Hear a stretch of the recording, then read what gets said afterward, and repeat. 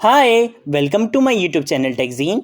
पिछली वीडियो में हम लोगों ने एरेस से रिलेटेड प्रैक्टिस क्वेश्चंस किए थे और बहुत ज़बरदस्त प्रैक्टिस क्वेश्चन हम लोगों ने कर लिए थे। अब आप लोगों के एरेस के कॉन्सेप्ट अच्छे से क्लियर हो गए होंगे। अगर अभी भी कोई इशू हो, कोई प्रोग्राम नहीं समझ आया हो तो आप लोग नीचे कमेंट सेक्शन में पूछ सकते हो। गिटहब का लिंक मैंने नीचे कमेंट सेक्शन में प्रोवाइड कर दिया है और सोशल मीडिया का लिंक्स भी प्रोवाइड कर दिया। अगर आप लोगों ने कोई क्वेश्चन वहाँ सोशल मीडिया के अकाउंट्स पर पूछना हो तो आप लोग वहाँ पर भी पूछ सकते हो। ठीक है, एरेस के कॉन्सेप्ट अब हम कर चुके हैं। अब जो हमारा नेक्स्ट टॉपिक है वो है पॉइंटर्स का। और पॉइंटर्स का टॉपिक ऐसा है कि एक बिगनर से अगर आप पूछो ना तो वो कहता है कि यार मुझे सारी चीज़ें समझ आ गई लेकिन मुझे पॉइंटर्स नहीं समझ आए। और जबकि पॉइंटर्स अगर मैं आपको बताऊं तो टू बी ऑनेस्ट पॉइंटर्स बहुत इजी टॉपिक है। बस होता ये है कि पॉइंटर्स में 3-4 कॉन्सेप्ट ऐसे आ जाते हैं कि अगर आप उनको एक साथ कवर करने की कोशिश करते हो ना तो आप लोगों के लिए मुश्किल हो जाती है और बहुत सारे लोग उस चीज़ को नहीं कर पाते हैं। ठीक है, उनसे हैंडल नहीं हो पाता है और फिर वो बिल्कुल उस चीज़ को छोड़ देते हैं और इस वजह से उनके पॉइंटर के कॉन्सेप्ट क्लियर नहीं हो पाते हैं। अब मैं क्या करने वाला हूँ, मैं पॉइंटर से रिलेटेड 1-2 वीडियोस बनाऊंगा जिसमें से ये जो हमारी वीडियो होने वाली है, जो फर्स्ट वीडियो हमारी, वो बिल्कुल बिगिनर फ्रेंडली होगी। अगर आप में से कभी किसी ने पॉइंटर का नाम भी नहीं सुना तो कोई मसला नहीं है, इस वीडियो को देखने के बाद आप लोग पॉइंटर्स का एटलीस्ट आपको अच्छा कॉन्सेप्ट आ जाएगा और आप लोग पॉइंटर से रिलेटेड बेसिक प्रोग्राम्स बना पाओगे। उसके बाद जो मैं वीडियोस बनाऊंगा उसमें मैं थोड़े से एडवांस टॉपिक्स को अच्छे से पढ़ा दूंगा। उसके बाद आप लोग पॉइंटर्स में भी ज़बरदस्त हो जाओगे। ठीक है, तो अभी हम समझते हैं कि पॉइंटर्स। तो देखो, सबसे पहले अगर मैं बात करूं पॉइंटर्स की कि पॉइंटर्स क्या हैं, तो देखो पॉइंटर एक डेटा टाइप है। डेटा टाइप, अब मैं क्यों बोल रहा हूँ पॉइंटर को मैं डेटा टाइप क्यों बोल रहा हूँ, इस वजह से बोल रहा हूँ कि डेटा टाइप ये इस वजह से है कि ये क्या करती है, ये स्टोर करती है क्या चीज़, एड्रेस स्टोर करती है। किसका एड्रेस?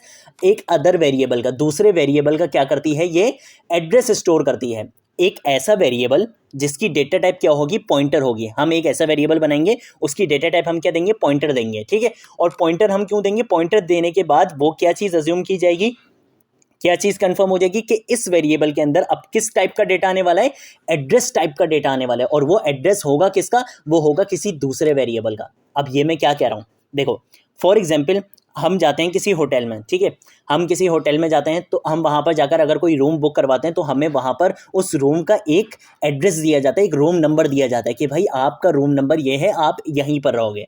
सही है, एक दूसरे एग्जाम्पल पर आ जाओ। आपके एग्जाम्स होते हैं, ठीक है, एग्जाम्स होते हैं तो आपको एक रोल नंबर दिया जाता है और उस रोल नंबर से रिलेटेड एक सीट दी हुई होती है, सीट्स पर रोल नंबर लिखे हुए होते हैं। आप वहाँ जाते हो तो अपने अकॉर्डिंग बैठते हो। ठीक है, अपने रोल नंबर के अकॉर्डिंग बैठते हो सीट पर। ऐसा ही है, अगर उसके अकॉर्डिंग नहीं बैठोगे तो भाई पेपर कैंसिल हो जाएगा, है ना। तो खैर ये चीज़ें होती हैं। अब होता क्या है कि जब हमारा प्रोग्राम रन होता है ना, फॉर एग्जांपल मैं यहाँ पर आया और मैंने जो है वो एक वेरिएबल इनिशियलाइज करवा दिया, इंट var इक्वल टू 5 के नाम से। ठीक है, मैंने एक वेरिएबल क्या कर दिया, इनिशियलाइज करा दिया। अब जब मेरा प्रोग्राम रन होता है ना तो रन होने से पहले वो पहले जाता है रैम में और रैम में जाकर वो प्रोग्राम आपका कॉपी हो जाता है। और जब कॉपी होता है ना तो होता ये कि जो आपने वेरिएबल्स वगैरह बनाए हुए होते हैं उनको एक स्पेस दी जाती है, एक मेमोरी दी जाती है और उनको बोला जाता है कि भाई अब आप यहाँ पर रहोगे। तो जब मल्टीपल आपके पास वेरिएबल्स वगैरह होते हैं तो होता क्या है कि भाई उनको एड्रेस दिया जाता है कि भाई ये वाला एड्रेस, इस एड्रेस पर ये वाला वेरिएबल आएगा, इस एड्रेस पर ये वाला वेरिएबल आएगा, इस एड्रेस पर ये वाला वेरिएबल आएगा। तो अगर मैं एक प्रोग्राम बना रहा हूँ जिसमें मैं ये वाला वेरिएबल यूज़ कर रहा हूँ तो होगा क्या, जैसे ही मैं प्रोग्राम को रन करूँगा ये जो मेरा प्रोग्राम होगा ये कॉपी होगा रैम में और रैम में इसके लिए एक मेमोरी दी जाएगी, एक एड्रेस दिया जाएगा कि भाई ये वाला वेरिएबल आ रहा है, इसको ये वाले एड्रेस पर बिठा दो। इस तरीके से मेमोरी एलोकेशन हो रही होती है।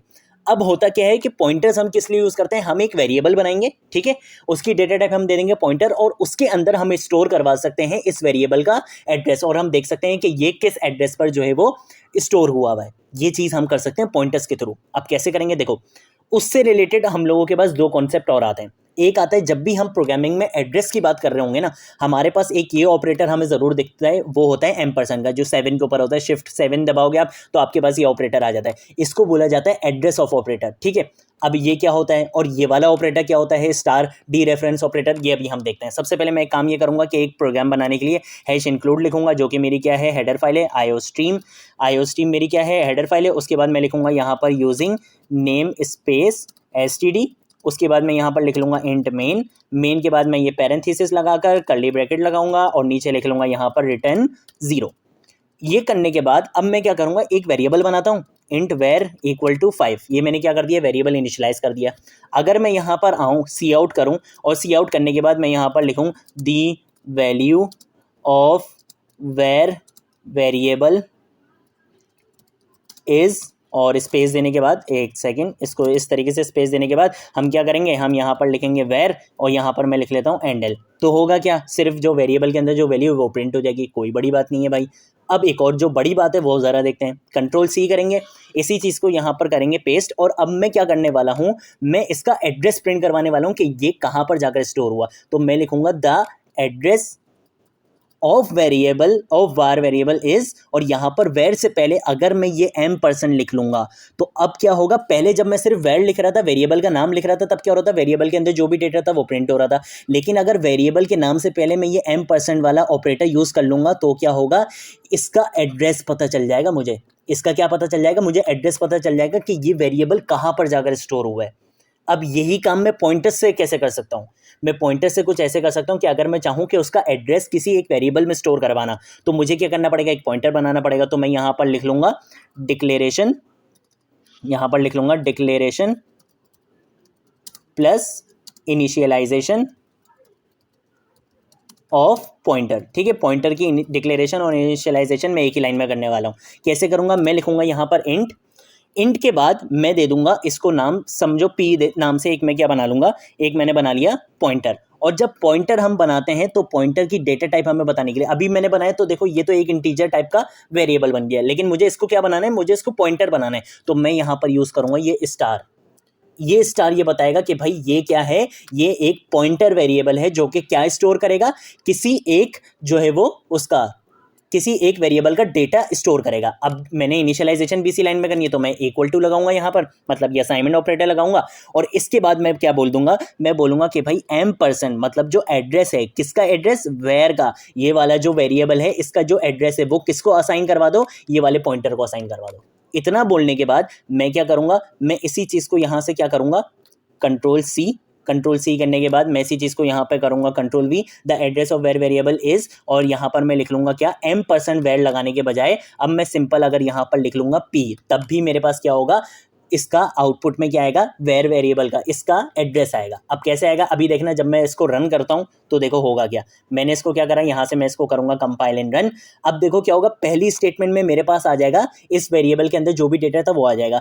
दूसरी स्टेटमेंट में मेरे पास क्या होगा, ये वेरिएबल कहाँ जाकर स्टोर हुआ है उसका मेरे पास क्या आ जाएगा, एड्रेस आ जाएगा। और जो तीसरी वाली है उसमें भी एग्जैक्ट यही काम होगा, जो आउटपुट आपको ये दूसरी वाली स्टेटमेंट का दिखेगा वही आउटपुट आपको तीसरी वाली स्टेटमेंट का भी दिखेगा, क्योंकि देखो दोनों में सेम काम हो रहा है। यहाँ पर मैंने m% लगाकर वेरिएबल का नाम लिखा, तब भी मेरे पास एड्रेस प्रिंट होना है, और मैं क्या कर सकता हूँ, पॉइंटर में उस एड्रेस को स्टोर करवा सकता हूँ और डायरेक्ट क्या कर सकता हूँ, यहाँ पर पॉइंटर का नाम जो है वो प्रिंट करवाऊंगा, तब भी मेरे पास क्या होगा, इस वेर वेरिएबल का एड्रेस प्रिंट होगा। तो जरा यहाँ पर हम आउटपुट देखें तो देखो वेर के अंदर वैल्यू क्या थी, 5 थी, वो आ गया। उसके बाद मैंने m% लगाकर उसको प्रिंट करवाया था, तब मेरे पास उसका एड्रेस आ गया। देखो एड्रेस कुछ इस तरीके का दिखता है।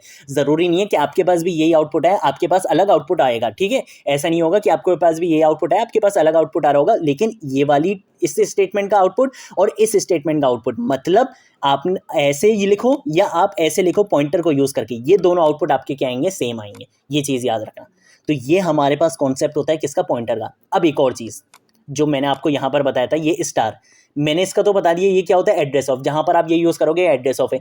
ये स्टार क्या होता है, अगर मैं यहां पर आऊं, मैं इसी स्टेटमेंट को क्या करूं, यहां पर प्रिंट करवाऊं और मैं लिखूं यहां पर the value of where variable is, मैं वेर वेरिएबल की वैल्यू भी मालूम कर सकता हूं। कैसे, पॉइंटर के थ्रू। पॉइंटर से पहले, पॉइंटर के नाम से पहले अगर मैं स्टार लगा लूंगा, स्टार का मतलब होता है डी रेफरेंस ऑपरेटर, ये आपका होता है रेफरेंस ऑपरेटर, ये रेफरेंस दे रहा होता है कि भाई ये इस एड्रेस पर है, और डी रेफरेंस का मतलब है उसका अपोजिट काम। मतलब अब देखो इस चीज को समझो, पहले हमने बोला कि भाई वेर के अंदर जो भी डेटा है उसको प्रिंट करवा दो, करवा दिया। उसके बाद हमने बोला कि भाई वेर का जो एड्रेस है उसके लिए हमने m% यूज करा, हमने बोला उसका क्या कर दो, एड्रेस प्रिंट करवा दो, वो भी हो गया। फिर हमने क्या करा, एक पॉइंटर वेरिएबल बनाया, उस पॉइंटर वेरिएबल के अंदर हमने एड्रेस स्टोर करवा दिया, एड्रेस स्टोर करवाया हमने। ठीक है, तो हमने क्या करा, पॉइंटर का सीधा नाम लिखा और वो हो गया। अब अगर मैं चाहता हूं कि पॉइंटर के अंदर जो एड्रेस मौजूद है, मुझे उस एड्रेस की वैल्यू चाहिए, मैं ये चाहता हूं कि भाई मैं गया होटल और मैंने वहां पर जाकर पूछा कि भाई ये फला बंदा किस रूम नंबर में रहता है। ठीक है, तो वो मुझे क्या करेगा, उसका नाम बता देगा। ठीक है, ऐसा ही करेगा। ठीक है, अब मुझे क्या करना है, मुझे डायरेक्ट अगर उसका नाम पता करना है तो मैं क्या करूँगा, मैं उसका वो एड्रेस का मैं अब जैसे मुझे पता चल गया कि भाई इस रूम नंबर में मेरा दोस्त रहता है, तो मैं जाकर डायरेक्टली उसका क्या ले सकता हूँ, मैं रूम नंबर का नाम लेने के बजाय मैं उस बंदे का नाम ले सकता हूँ। तो क्या होगा, बंदे का नाम ले लिया मतलब मैं डायरेक्टली क्या कर रहा हूँ, रेफरेंस कर रहा हूँ उस पर्टिकुलर बंदे को, मैं अब एड्रेस की बात नहीं कर रहा। यही काम यहाँ पे पॉइंटर कर रहा है। अगर मैं यहाँ पर पॉइंटर के नाम से पहले स्टार लिख लूंगा तो अब ये एड्रेस की बात नहीं करेगा, ये डायरेक्टली उस बंदे की बात करेगा जो हमने यहाँ पर इनिशियलाइज करवाया होगा। ये चीज़ को होती है किसके थ्रू, डी रेफरेंस ऑपरेटर के थ्रू। और अब अगर मैं इसका आपको आउटपुट दिखाऊं तो देखो बहुत लोग इस चीज़ से कंफ्यूज हो जाते हैं, आपने कंफ्यूज नहीं होना। अगर मैं सिंपल पॉइंटर का नाम लिखूंगा तो देखो पॉइंटर क्या होता है, पॉइंटर कहता है कि मेरे अंदर किसी दूसरे वेरिएबल का एड्रेस आएगा। और यही हुआ था जब हमने सिर्फ पॉइंटर का नाम लिखकर प्रिंट करवाया था, तो इसके अंदर जो भी हमने वेरिएबल का एड्रेस दिया था वो प्रिंट हो गया था। लेकिन अगर मैं चाहता हूं इस पॉइंटर के अंदर जिस वेरिएबल का एड्रेस प्रिंट है उस वेरिएबल की मुझे वैल्यू चाहिए, तो मैं एक तो इस तरीके से कर सकता हूं कि डायरेक्ट उस वेरिएबल का नाम लिख लूं, और क्या कर सकता हूं, पॉइंटर से पहले उससे स्टार लगा लूंगा, डी रेफरेंस ऑपरेटर लगा लूंगा। तो डी रेफरेंस ऑपरेटर क्या करता है कि पॉइंटर के अंदर जिस वेरिएबल का एड्रेस होता है वो उसकी वैल्यू आपको लाके दे देता है। तो देखो जरा इसका आंसर आप देखो, तो देखो ये रहा इसका आंसर, देख रहे हो, ये मैंने किसके थ्रू करा है, डी रेफरेंस ऑपरेटर के थ्रू करा है। तो ये हमारे पास कॉन्सेप्ट होता है पॉइंटर्स का, और होपफुली अब आप लोगों को पॉइंटर्स के बारे में अच्छी नॉलेज हो गई होगी। आप लोगों को मैंने डी रेफरेंस ऑपरेटर के भी बता दिया, मैंने आप लोगों को रेफरेंस ऑपरेटर मतलब हमारा जो एड्रेस ऑफ ऑपरेटर होता है एम्परसन, इसके बारे में भी बता दिया।